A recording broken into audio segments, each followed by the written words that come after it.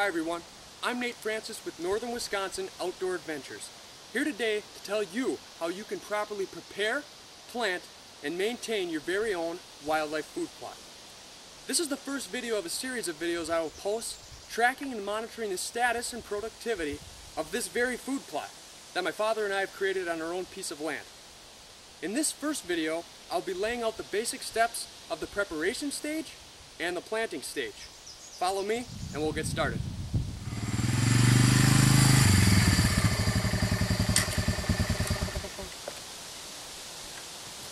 Let's face it, we all don't have 1,000 acres to plant a 100-acre food plot on. Average Joes like myself have to work with the amount of land that they do have. And trust me, smaller food plots work just as effectively as big ones. But regardless of the size, the first step is the same: preparation. Now the first step of the preparation stage is to clear an area. You're going to want to try and find an area that is already somewhat clear so you will have a minimum impact on the current habitat. It's smart to also leave a couple big trees within the food plot so animals such as deer are less skittish when entering it. Remember, we're trying to bring animals in, not scare them away.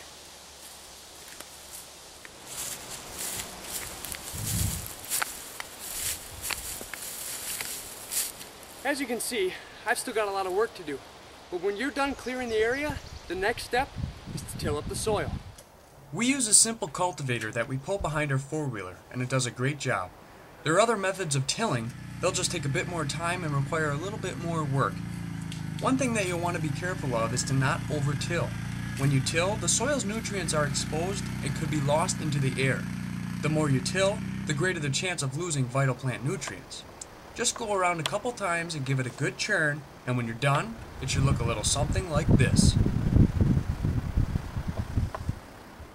The next thing you'll want to do is clear the tilled area of any sticks, roots, grasses, rocks, or any other debris that can prevent your food plot from growing effectively. The next step is optional, but can greatly increase the success rate of your food plot, and that is getting a soil sample. It's very easy to do. All you need is a plastic bag and a shovel or trowel. What you're going to want to do is first find an area where you're going to plant seed. Next, collect the soil and put it in your plastic bag. After you get as much soil as you want, make sure you mark your plastic bag so you know exactly what part of the food plot it came from. Finally, you're going to want to send it in to your nearest agricultural testing site, and in a few weeks, you'll know exactly what your soil needs to produce the most effective wildlife food plot.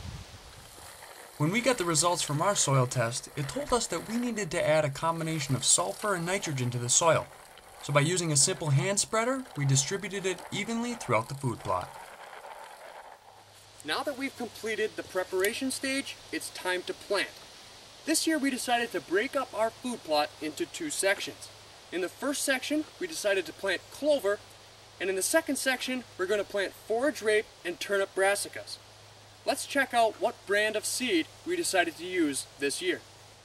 In the first section of the food plot, we decided to go with Lee and Tiffany's special brand of Clover Crush, premium large leaf perennial clovers. I've heard great things about these little yellow seeds, so we're going to try them out. The second section will contain evolved harvest shot plot, forage rape, and turnip brassicas.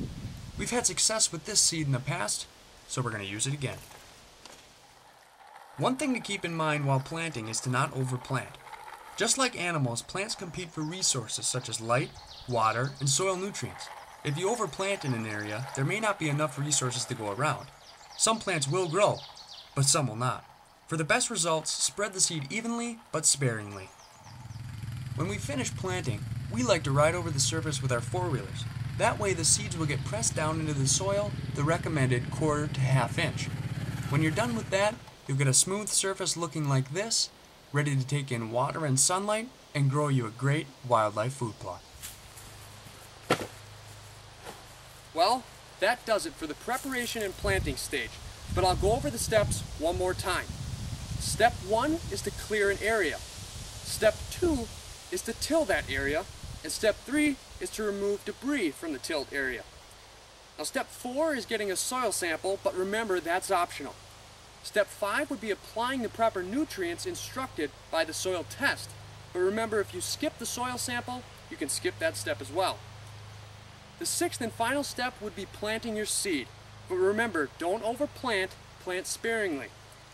I'll be back in a few weeks to update you on my food plot success and productivity. And hopefully I'll have some great trail camera pictures. I'm Nate Francois with Northern Wisconsin Outdoor Adventures, saying thanks for watching. I hope it helped. Like the video, leave your comments, and please subscribe to my outdoor channel.